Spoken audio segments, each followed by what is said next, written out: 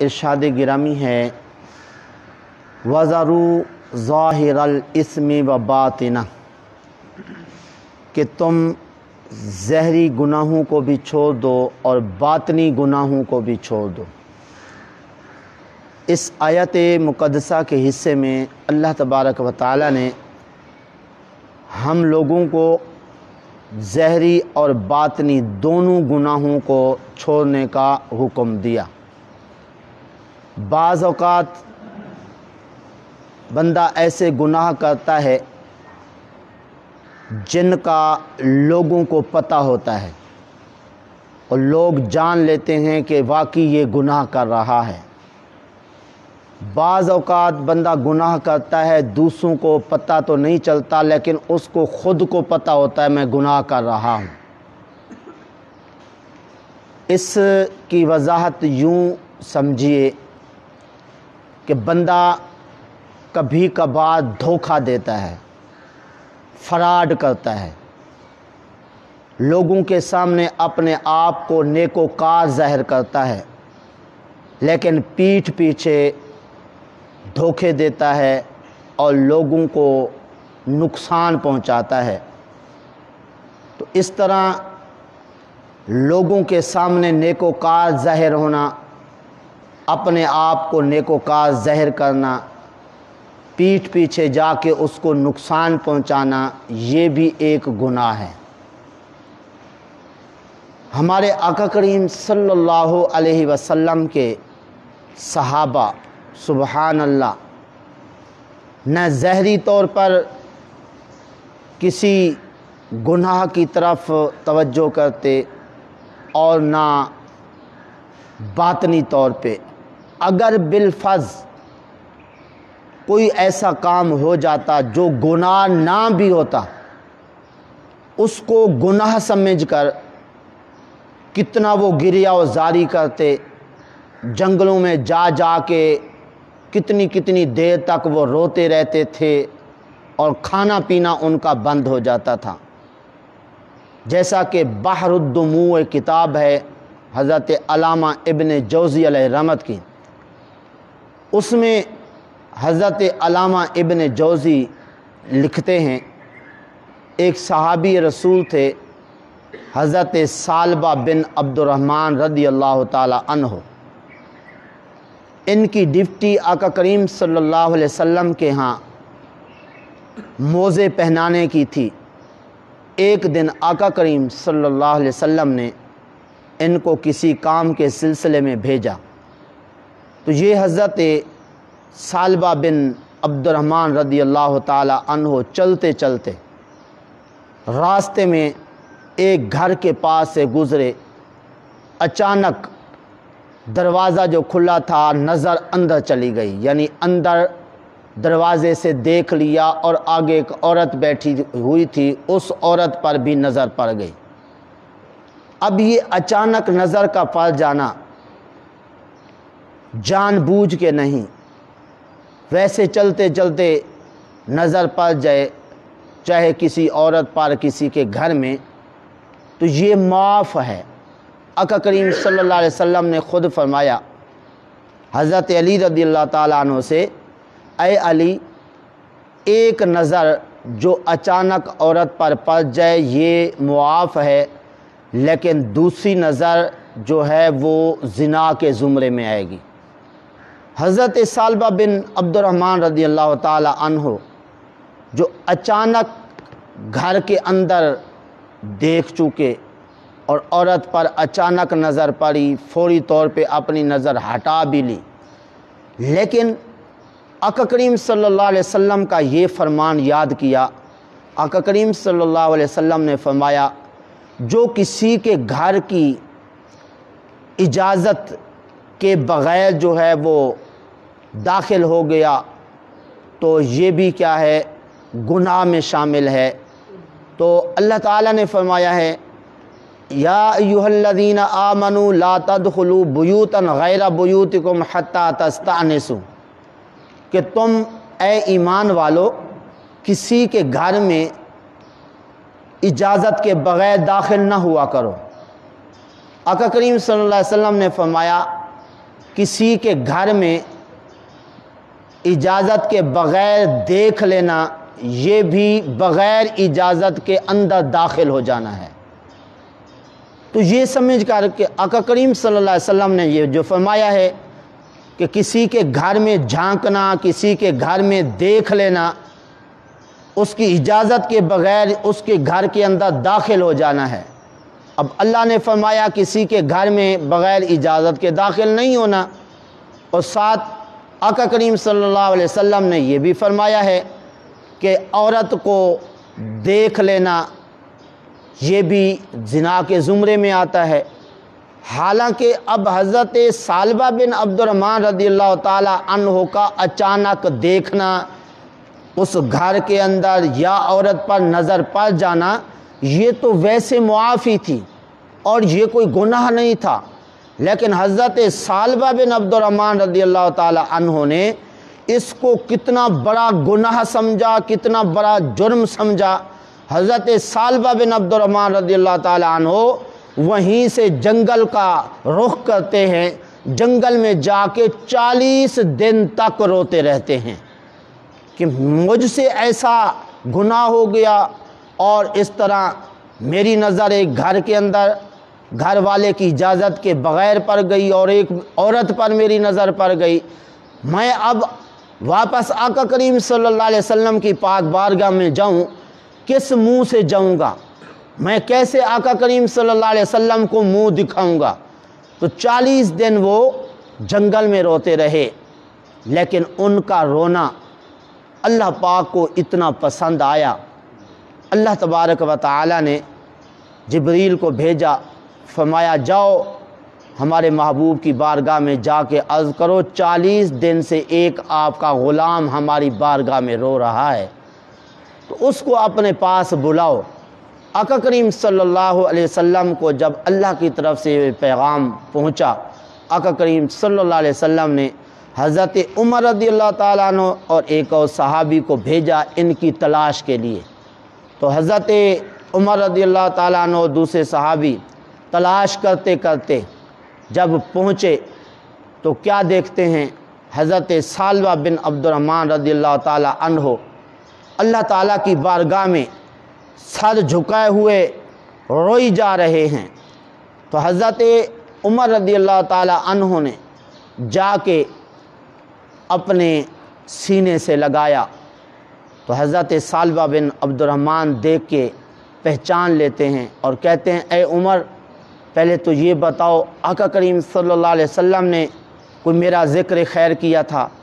حضرت عمر رضی اللہ تعالیٰ عنہ نے فرمایا ہمیں آقا کریم صلی اللہ علیہ وسلم نے آپ کو تلاش کرنے اور لینے کے لیے بھیجا ہے، ہم آپ کو لینے آئے ہیں، ہمارے ساتھ چلو۔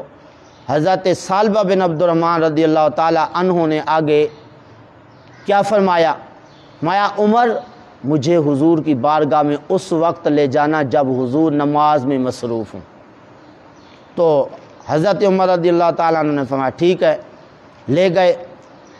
تو اس وقت پہنچے جب آقا کریم صلی اللہ علیہ وسلم نماز میں مصروف تھے۔ آقا کریم صلی اللہ علیہ وسلم کی نماز کے اندر تلاوت کو سنتے ہی حضرت ثعلبہ بن عبد الرحمن بے ہوش ہو کے زمین پہ گر گئے۔ آقا کریم صلی اللہ علیہ وسلم جب نماز سے فارغ ہوئے، حضرت ثعلبہ بن عبد الرحمن کے پاس تشریف لائے، دیکھا کہ بے ہوشی کے عالم میں ہیں۔ آقا کریم صلی اللہ علیہ وسلم نے ان کو اٹھایا، پھر آقا کریم صلی اللہ علیہ وسلم نے فرمایا عبد الرحمن، ثعلبہ بن عبد الرحمن کہاں رہے آپ؟ عرض کی بس آقا کسی کے گھر میں بغیر اجازت کے میری نظر چلی گئی، وہ بھی کسی عورت پر پڑی، تو آقا مجھے شرم آتی تھی میں آپ کی بارگاہ میں کیسے آؤں، تو اس لیے میرے دل میں خیال آیا کس منہ سے حضور کی بارگاہ میں جاؤں، تو یہ گناہ اتنا بڑا تھا کہ حضور مجھے شرم آتی تھی آپ کی بارگاہ میں حاضر ہوتے ہوئے۔ آقا کریم صلی اللہ علیہ وسلم نے فرمایا اے ثعلبہ اب کیا چاہتے ہیں؟ عرض کی آقا بس میں چاہتا ہوں مجھے بخش دیا جائے۔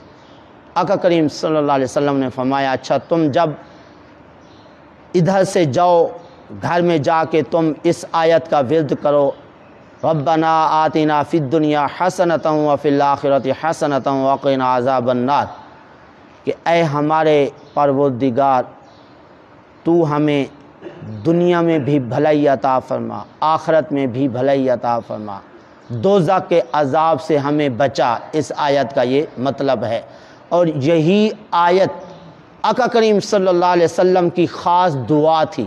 ہر نبی کی کوئی نہ کوئی خاص دعا ہوتی ہے، آقا کریم صلی اللہ علیہ وسلم کے لیے خاص دعا یہ تھی، اور اسی سے اکثر حضور دعا فرمایا کرتے تھے۔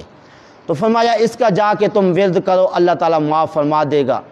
عرض کرتے ہیں آقا میرا گناہ بہت بڑا ہے، ذرا غور فرمائیے، حالانکہ ہے اس کی معافی، اچانک نظر پڑ جائے کسی کے گھر میں یا کسی عورت پر تو وہ ہے معاف، آقا کریم صلی اللہ علیہ وسلم نے خود فرمایا ہے، لیکن صحابی رسول نے کتنا بڑا جرم سمجھا، عرض کی کہ حضور گناہ میرا بڑا ہے۔ آقا کریم صلی اللہ علیہ وسلم نے فرمایا یہ اللہ کا کلام میں نے آپ کو بتایا ہے، اللہ کا کلام بڑا ہے یا گناہ آپ کا بڑا ہے؟ عرض کی حضور اللہ کا کلام بھی بڑا ہے لیکن میرا یہ گناہ بھی چھوٹا نہیں ہے۔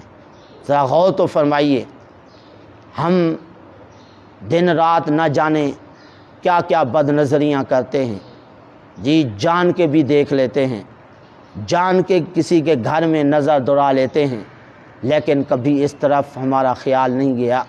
لیکن صحابی رسول جن کی اچانک نظر اندر گھر میں گئی اور اچانک عورت پہ پڑی، 40 دن جنگل میں روتے روتے گزار دیے۔ اب آقا کریم صلی اللہ علیہ وسلم نے فرمایا تم جاؤ گھر میں، جا کے گھر میں اسی کا ورد کرتے رہو، اللہ تعالیٰ معاف فرما دے گا۔ چلے گئے گھر میں، 8 دن گزر گئے، نہ گھر کے اندر کھاتے ہیں نہ پیتے ہیں، رات دن روتے ہوئے گزار رہے ہیں۔ تو جب بہت زیادہ کمزور ہو گئے، ظاہر ہے 40 دن جنگل میں رہے، کھایا پیا نہیں، پھر گھر میں آ کے 8 دن گزر گئے، 48 دن ہو گئے۔ اب کوئی کہے کہ جی ہم سے تو ایک دن نہیں رہا جاتا، تو یہ 48 دن کس طرح کھائے پیے بغیر رہے؟ تو یہ اللہ تعالیٰ کا جس پر کرم ہو جائے تو وہ چاہے تو 6 مہینے تک بھی کوئی نہ کھائے تو وہ زندہ رکھ سکتا ہے۔ تو بہرحال آقا کریم صلی اللہ علیہ وسلم کی بارگاہ میں عرض کی گئی حضور وہ آپ کا جو غلام جس کو آپ نے ورد بتایا تھا، 40 دن وہ جنگل میں روتا رہا، وہ اب مرنے کے قریب ہو چکے ہیں۔ آقا کریم صلی اللہ علیہ وسلم نے فرمایا اچھا چلو ان کی بیمار پوسی کرنے چلتے ہیں۔ آقا کریم صلی اللہ علیہ وسلم اپنے صحابہ کے ہمراہ تشریف لے گئے اس صحابی رسول کے گھر میں۔